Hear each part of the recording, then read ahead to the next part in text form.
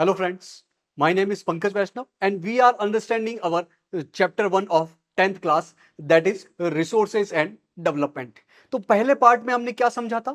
हमने देखा रिसोर्सेज क्या होते हैं, what is the definition of resource and how can we classify the resources on different basis.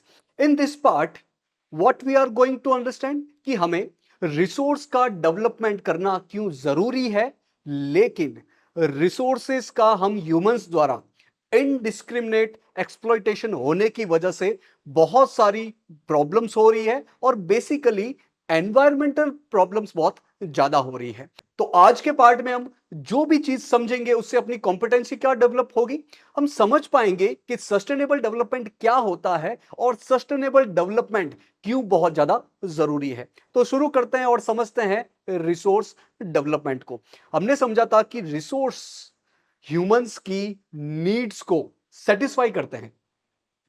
तो अगर रिसोर्स नहीं होंगे, रिसोर्स का हम डेवलपमेंट नहीं कर पाएंगे तो हमारी नीड सेटिस्फाई नहीं हो पाएंगी. तो यानी कि ह्यूमन के सर्वाइवल के लिए रिसोर्स का डेवलपमेंट बहुत ज्यादा जरूरी है. अगर ह्यूमंस की लाइफ को क्वालिटेटिवली अच्छा करना है तो भी इन रिसोर्स का डेवलपमेंट बहुत ज्यादा जरूरी है. एग्जाम्पल से समझते हैं. हमने समझा था कि वाटर, विंड एक इंपॉर्टेंट रिसोर्सेस है.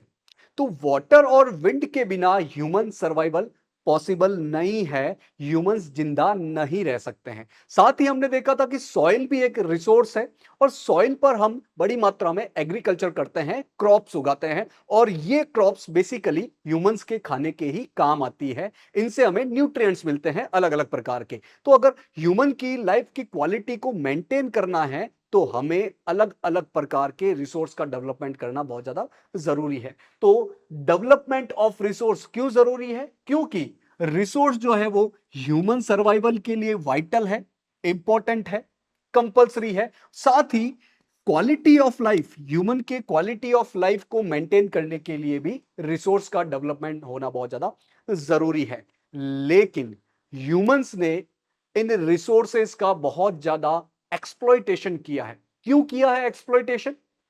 ये समझकर कि ये जो रिसोर्सेज है वो नेचर के फ्री गिफ्ट है, हमें फ्री में मिल जा रहे हैं और ये रिसोर्सेज अनलिमिटेड है. हम जितना चाहे इन रिसोर्सेज का यूज कर सकते हैं, ये कभी नहीं खत्म होंगे.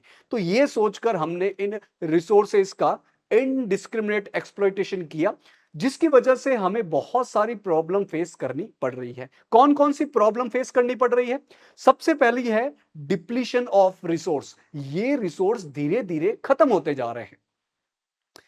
एक दिन ऐसा आएगा, यदि हम इन रिसोर्स का इनडिस्क्रिमिनेट एक्सप्लॉइटेशन करते ही रह गए, तो एक दिन ऐसा आएगा कि हमारी बेसिक नीड को पूरा करने के लिए भी, हमारी बेसिक नीड को सेटिस्फाई करने के लिए भी अपने पास रिसोर्स नहीं बचेंगे. तो हमने डेवलपमेंट के नाम पर, सड़क बनाने के नाम पर, हमने रेलवे लाइन बिछाने के नाम पर, हमने अलग अलग बिल्डिंग बनाने के नाम पर डिफॉरेस्टेशन किया है, मतलब रिसोर्स का इनडिस्क्रिमिनेट एक्सप्लॉइटेशन किया है. हमने अपनी इलेक्ट्रिसिटी की नीड को पूरा करने के लिए, सिर्फ नीड नहीं, अपनी ग्रीड को पूरा करने के लिए, जैसे कि हम आलस के चक्कर में या लापरवाही के चक्कर में इलेक्ट्रिसिटी जो इक्विपमेंट होते हैं उनको ऐसे ही छोड़ देते हैं, उनका स्विच ऑफ नहीं करते हैं. जब हम यूज नहीं कर रहे होते हैं तब भी इनको हम ऐसे ही ऑन छोड़ देते हैं. तो इसकी वजह से अपनी इलेक्ट्रिसिटी वेस्ट होती है. इलेक्ट्रिसिटी कैसे प्रोड्यूस होती है? मेनली कोल से प्रोड्यूस होती है. इसका मैक्सिमम पार्ट जो है वो आज भी कोल से ही प्रोड्यूस होता है. और कोल हमें जमीन के अंदर से, अर्थ से एक्सट्रैक्ट करना होता है. कोल नामक रिसोर्स को हम अर्थ से एक्सट्रैक्ट करते हैं. तो हमने अपनी ग्रीड को पूरा करने के लिए इन रिसोर्स का इनडिस्क्रिमिनेट एक्सप्लॉइट किया है और फ्यूचर में ऐसा होगा कि अपने पास इलेक्ट्रिसिटी प्रोड्यूस करने के लिए कोल बचेगा ही नहीं. तो इन इनडिस्क्रिमिनेट एक्सप्लॉइटेशन की वजह से पहली समस्या, पहली प्रॉब्लम जो ह्यूमंस फेस कर रहा है वो है depletion of resource. Second problem अपने पास है accumulation of resources in few hands. Society में कुछ लोगों के हाथ में ही ये रिसोर्स आ गए हैं. जो लोग पावरफुल है, जिनके पास पैसा है, वो ही इन रिसोर्स का एक्सप्लॉयटेशन कर रहे हैं। अपनी नीड तो उनकी कभी की पूरी हो चुकी है, लेकिन ग्रीड के चक्कर में ये लगातार रिसोर्स को एक्सप्लॉइट करते जा रहे हैं। जबकि सोसाइटी का दूसरा हिस्सा जो है, सेकंड पार्ट जो है, वो अपनी बेसिक नीड को भी सेटिस्फाई नहीं कर पा रहा है। रोटी कपड़ा मकान की जो बेसिक नीड होती है, वो पूरी नहीं कर पा रहा है। तो इन इनडिस्क्रिमिनेट एक्सप्लॉइटेशन की वजह से, रिसोर्स के इनडिस्क्रिमिनेट एक्सप्लॉइटेशन की वजह से सेकंड प्रॉब्लम जो हम फेस कर रहे हैं वो है accumulation of resources in few hand. Third problem is related to environment exploitation. Resource का हो जाने की वजह से एनवायरमेंट में बहुत सारी प्रॉब्लम हमें देखने को मिल रही है, जैसे कि ग्लोबल वार्मिंग।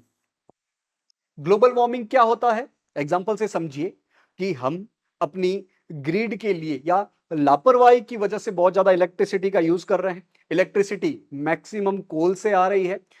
कोल को जितना ज्यादा आप यूज करोगे, उतना ज्यादा ग्रीन हाउस गैसेस अपने एनवायरमेंट में, अपने एटमॉस्फेयर में चली जाएगी। और ये ग्रीन हाउस गैस क्या करती है, ये सन से आने वाली हीट को ट्रैप कर लेती है, इसको अर्थ के एटमॉस्फेयर से बाहर नहीं जाने देती है, जिसकी वजह से अपने अर्थ का टेम्परेचर बहुत ज्यादा बढ़ जाता है, बहुत ज्यादा राइज हो जाता है, जिसे हम कहते हैं ग्लोबल वार्मिंग। और इसकी वजह से क्लाइमेट चेंज भी बड़ी मात्रा में हो रहा है।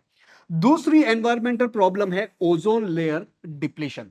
ओजोन लेयर अर्थ के सरफेस के ऊपर सेकेंड लेयर स्ट्रेटोस्फेयर का पार्ट है। और ये ओजोन लेयर क्या करती है, सन से आने वाली हार्मफुल यूवी रेडिएशन को अर्थ तक नहीं आने देती, जिसकी वजह से ह्यूमन, प्लांट्स एंड एनिमल्स ये प्रोटेक्टेड रहते हैं, इनको कोई समस्या नहीं होती है। लेकिन अपना जो रेफ्रिजरेटर है, अपने जो एसीज है, उसमें क्लोरोफ्लोरोकार्बन बेसिकली इसका यूज होने की वजह से ओजोन लेयर डिप्लीट हो रही है, जिसकी वजह से सन की ये जो हार्मफुल यूवी रेडिएशन है वो अर्थ तक आ जा रही है और वापस ह्यूमंस और साथ ही प्लांट्स और एनिमल्स को भी नुकसान पहुंचा रही है। हालांकि धीरे धीरे ओजोन लेयर वापस सही हो रही है, क्योंकि हमने अब क्लोरोफ्लोरोकार्बन का उपयोग और इसका प्रोडक्शन बहुत कम कर दिया है। लेकिन दूसरी समस्या अभी भी बनी हुई है। तीसरी एनवायरमेंटल प्रॉब्लम है पॉल्यूशन। अलग अलग रिसोर्सेज का इनडिस्क्रिमिनेट एक्सप्लॉइटेशन करने की वजह से एयर पॉल्यूशन, वाटर पॉल्यूशन, अलग अलग प्रकार के पॉल्यूशन बहुत ज्यादा हमें देखने को मिल रहे हैं। Fourth problem is land degradation. इसको एक एग्जांपल से समझिए। जैसे जैसे पॉपुलेशन बढ़ेगी, वैसे वैसे फूड की डिमांड भी बढ़ेगी, क्योंकि सभी को सर्वाइवल के लिए फूड की जरूरत पड़ती है। लेकिन यदि हम फूड को वेस्ट करते हैं, जो कि एक तो वापस लैंडफिल में जाके ही लैंड को खराब करेगा, और दूसरा आप आधा फूड वेस्ट कर रहे हो, तो क्या होगा, ये फूड आता कहां से है, ये लैंड से आता है, सॉइल से आता है। और ज्यादा फूड प्रोड्यूस करने के लिए फार्मर्स को कुछ केमिकल्स का यूज करना पड़ता है, केमिकल फर्टिलाइजर, केमिकल पेस्टिसाइड्स का यूज करना पड़ता है। और यदि आप अनसाइंटिफिकली इन चीजों का बहुत ज्यादा उपयोग करते हो, इन केमिकल्स का बहुत ज्यादा यूज करते हो, तो लैंड धीरे धीरे डिग्रेड होती जाएगी, धीरे धीरे खराब होती जाएगी। तो रिसोर्सेस का इनडिस्क्रिमिनेट एक्सप्लॉइटेशन की वजह से फोर्थ एनवायरमेंटल प्रॉब्लम जो है वो लैंड डिग्रेडेशन है। तो रिसोर्सेज का इनडिस्क्रिमिनेट एक्सप्लॉइटेशन की वजह से कौन कौन सी प्रॉब्लम हम फेस कर रहे हैं। पहली problem, depletion of resources for satisfying the greed of few individuals. Second problem is accumulation of resources in few hands, जो कि अपनी सोसाइटी को दो पार्ट में डिवाइड कर रहा है, रिच एंड पुअर, या जिसे हम ये भी कह सकते हैं have and have not. Third जो मेजर प्रॉब्लम है वो है इकोलॉजिकल क्राइसिस, मतलब एनवायरमेंटल प्रॉब्लम, जिसमें बेसिकली ग्लोबल वार्मिंग बहुत ज्यादा हो रही है, जिसकी वजह से क्लाइमेट चेंज भी हो रहा है। ओजोन लेयर डिप्लीट हो रही है, जो कि अल्टीमेटली ह्यूमंस के सर्वाइवल के लिए ही प्रॉब्लम बन रहा है। Third problem is environmental pollution, air pollution, water pollution, different different type के पॉल्यूशन हमें देखने को मिल रहे हैं। And fourth problem is land degradation. तो अब हम क्या करें, इसके लिए एक कंसेप्ट आता है सस्टेनेबल डेवलपमेंट। मतलब आपको डेवलपमेंट तो करना ही करना पड़ेगा। ह्यूमन की लाइफ की क्वालिटी को मेंटेन करने के लिए आपको डेवलपमेंट करना ही करना पड़ेगा। लेकिन डेवलपमेंट करते समय आप दो चीजों का ध्यान रखो कि एक तो एनवायरनमेंट को कोई नुकसान नहीं होना चाहिए, एनवायरनमेंट को कोई हार्म नहीं होना चाहिए, और दूसरा हमें फ्यूचर जनरेशन की नीड को भी ध्यान रखना है। ऐसा नहीं हो कि हम रिसोर्सेज का यूज करते वक्त यह भूल जाए कि फ्यूचर में भी अर्थ पर लोग आएंगे, फ्यूचर जनरेशन भी आएगी और उनको भी अपनी नीड को सेटिस्फाई करने के लिए रिसोर्सेज की जरूरत पड़ेगी। तो सस्टेनेबल डेवलपमेंट एक ऐसा डेवलपमेंट है जिसमें पॉल्यूशन ना हो, इसका ध्यान रखा जाता है, और फ्यूचर जनरेशन की नीड को कोई हार्म ना पहुंचे, इस चीज का ध्यान रखा जाता है। तो सस्टेनेबल डेवलपमेंट क्या होता है? Development that protects the environment and does not harm the need of future generation। तो अगर हम चाहते हैं कि रिसोर्स डेवलपमेंट की वजह से पॉल्यूशन ना हो, एनवायरमेंट को कोई प्रॉब्लम ना हो, सोसाइटी में कोई प्रॉब्लम ना हो, तो इसके लिए हमें कौन सी रोड चुननी होगी? हमें सस्टेनेबल डेवलपमेंट की रोड चुननी होगी। और सस्टेनेबल डेवलपमेंट की जब हम बात करते हैं तो एक इंपॉर्टेंट समिट अपने सामने आती है जो कि 1992 में ब्राजील के रियो डी जेनेरियो में होती है। ब्राजील कहां आती है? ये कंट्री ये कौन से कॉन्टिनेंट में आती है? ये साउथ अमेरिका कॉन्टिनेंट में आती है। तो अर्थ समिट होता है 1992। इसका यदि हम फॉर्मल नाम देखें तो वो है United nation conference on environment and development. तो ये यूनाइटेड नेशन के अंतर्गत होती है और इसमें एनवायरनमेंट और डेवलपमेंट दोनों साथ साथ कैसे चल सके उसके लिए बात होती है। तो ये पहली इंटरनेशनल अर्थ समिट है, 1992 में होती है। इसके बाद 2002 में भी अर्थ समिट होती है और 2012 में भी होती है, लेकिन पहली अर्थ समिट 1992 में होती है। इसमें बहुत सारे वर्ल्ड लीडर्स मिलते हैं और एनवायरमेंटल और सोसाइटल प्रॉब्लम को कैसे टैकल कर सकते हैं उसके सॉल्यूशन की बात करते हैं। कहां पर होती है ये मीटिंग? ये ब्राजील के रियो दी जेनेरियो में। तो इसका पर्पस क्या है? एक तो एनवायरमेंटल प्रोटेक्शन की बात करना और दूसरा सोशियो इकोनॉमिक जो प्रॉब्लम है उसको कैसे हम टैकल कर सकते हैं सोसाइटल रूप में, और इकोनॉमिकल रूप में जो अपने पास समस्याएं हैं उनको हम कैसे टैकल कर सकते हैं। तो इस United nation conference on environment and development जो 1992 में होती है, जिसे हम अर्थ समिट कहते हैं, इससे क्या निकल के आता है? इसका आउटकम क्या रहता है? बेसिकली तीन चीजें निकल के आती है। बहुत सारी आउटकम है लेकिन बेसिकली हमें तीन चीजों के बारे में पढ़ना है। एक तो है ग्लोबल फॉरेस्ट प्रिंसिपल। ग्लोबली हम फॉरेस्ट को कैसे कंजर्व कर सकते हैं, उसका अच्छे से कैसे मैनेजमेंट कर सकते हैं, उसमें ग्लोबल फॉरेस्ट प्रिंसिपल में यह बात की गई। दूसरी जो आउटकम है वो है एजेंडा 21। एजेंडा 21 क्या है? 21st century. 21st सेंचुरी मतलब ईयर 2000 से लेकर ईयर 2100, इन 100 ईयर्स के बीच में हमें कैसे सस्टेनेबली डेवलपमेंट करना है, इसकी बात इस एजेंडा 21 में की गई। इसके अलावा बायोडायवर्सिटी और क्लाइमेट चेंज ऐसी चीजों पर बात करने के लिए भी कुछ डिक्लेरेशन होता है। तो इस अर्थ समिट 1992 के आउटकम्स क्या निकल के आते हैं? Declaration on global climate change and biological diversity.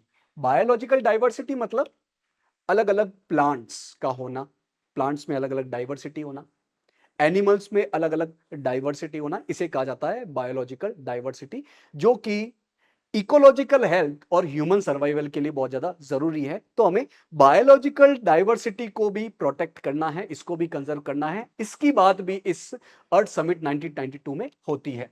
इसके बाद ग्लोबल फॉरेस्ट प्रिंसिपल का एंडोर्समेंट होता है कि कैसे हम वर्ल्ड लेवल के, ग्लोबल लेवल के जो फॉरेस्ट है, पूरे वर्ल्ड के जो फॉरेस्ट है उनको कैसे कंजर्व करेंगे, कैसे प्रोटेक्ट करेंगे, उनको कैसे मैनेज करेंगे। और सबसे इंपॉर्टेंट जो बात निकल के आती है, जो इंपॉर्टेंट आउटकम है, वो है एजेंडा 21। तो एजेंडा 21 क्या है? एजेंडा 21 21st सेंचुरी में हम सस्टेनेबल डेवलपमेंट कैसे करेंगे, इसकी बात करता है ये एजेंडा 21। तो इसका एम क्या है? सस्टेनेबल डेवलपमेंट को अचीव करना, साथ ही कॉपरेशन को बढ़ाना, विश्व के लोगों में, वर्ल्ड पीपल में कैसे कॉपरेशन बढ़ेगा, लीडर्स में कैसे कॉपरेशन बढ़ेगा, कंट्रीज में कैसे कॉपरेशन बढ़ेगा, लोकल लेवल पे कैसे कॉपरेशन बढ़ेगा, और की कॉपरेशन क्यों चाहिए, लोग मिलकर काम क्यों करें, ताकि अच्छे से हम सोशियो इकोनॉमिक और एनवायरमेंटल प्रॉब्लम को फेस कर सके, इनको टैकल कर सके। साथ ही इस एजेंडा 21 में एक इंपॉर्टेंट ऑब्जेक्टिव है कि जो लोकल गवर्नमेंट है वो भी अपनी लोकल कंडीशन के हिसाब से अपना लोकल एजेंडा 21 तैयार करे, ताकि लोकल लेवल पर ही इस प्रकार की समस्याओं को टैकल किया जा सके।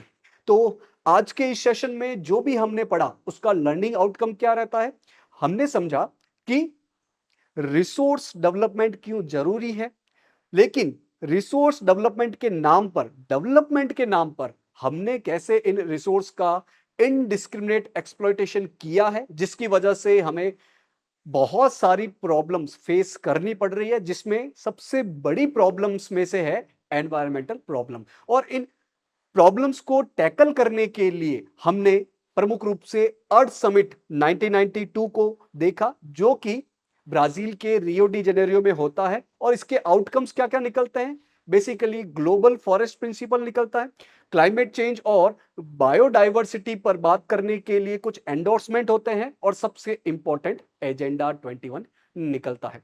तो आज के इस पार्ट में जो भी हमने समझा उसको हम क्वेश्चंस के माध्यम से चेक कर लेते हैं। तो first question is, indiscriminate exploitation of resources has led to global ecological crisis.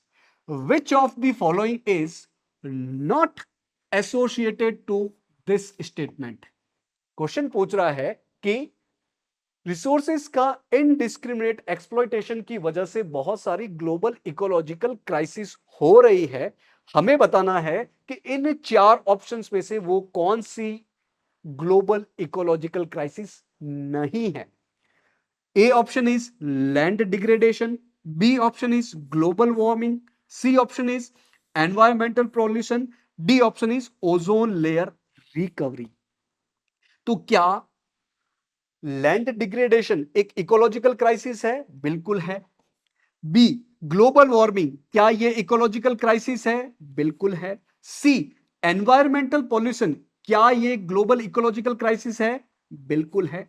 Option number D ozone layer recovery, ozone layer का डिप्लीशन हो रहा है वो एक ग्लोबल इकोलॉजिकल क्राइसिस है, लेकिन इस ओजोन लेयर की वापस रिकवरी हो रही है, ये तो अच्छी बात है। यही पूछा जा रहा है कि कौन सा ग्लोबल इकोलॉजिकल क्राइसिस से रिलेटेड नहीं है, उल्टा क्वेश्चन पूछा जा रहा है। तो अपना आंसर हो जाएगा option number D, ozone layer recovery is not a global ecological crisis. Next question is question number 2, where was the first international earth summit held in June 1992? Question पूछ रहा है कि जून 1992 में फर्स्ट इंटरनेशनल अर्थ समिट होती है, वो कहां पर होती है, हमें प्लेस बताना है। ऑप्शन ए इज यूएसए का New York, option B is Japan का Tokyo, option C is Brazil का Rio de Janeiro, option D is France का पेरिस। तो हमने देखा था कि first international earth summit June 1992 में होती है, और कहां पर होती है? साउथ अमेरिका कॉन्टिनेंट का एक कंट्री ब्राजील, उसके रियो डी जेनेरियो में होती है। ऑप्शन नंबर सी अपना राइट आंसर हो जाएगा। आगे बढ़ते हैं थर्ड क्वेश्चन की तरफ। The Rio convention adopted which of the following for achieving sustainable development in the 21st century? ये रियो कन्वेंशन क्या है? ब्राजील के रियो दी जेनेरियो में होती है अर्थ समिट, तो उसे रियो कन्वेंशन भी बोला जाता है। तो क्वेश्चन पूछ रहा है कि रियो कन्वेंशन में 21st सेंचुरी में सस्टेनेबल डेवलपमेंट को अचीव करने के लिए किसे एडॉप्ट किया गया? Option A is agenda 20, option B is agenda 21, option C is agenda 22 and option D is agenda 25। तो हमने देखा था कि 21st सेंचुरी में सस्टेनेबल डेवलपमेंट को अचीव करने के लिए क्या चीज एडॉप्ट की गई अर्थ समिट 1992 में? Agenda 21। Option number B will be our right answer. तो इन क्वेश्चन से हमने आज जो भी पढ़ा उसको टेस्ट भी कर लिया है। होप आपको आज की क्लास समझ में आई होगी। Thank you for joining today's session.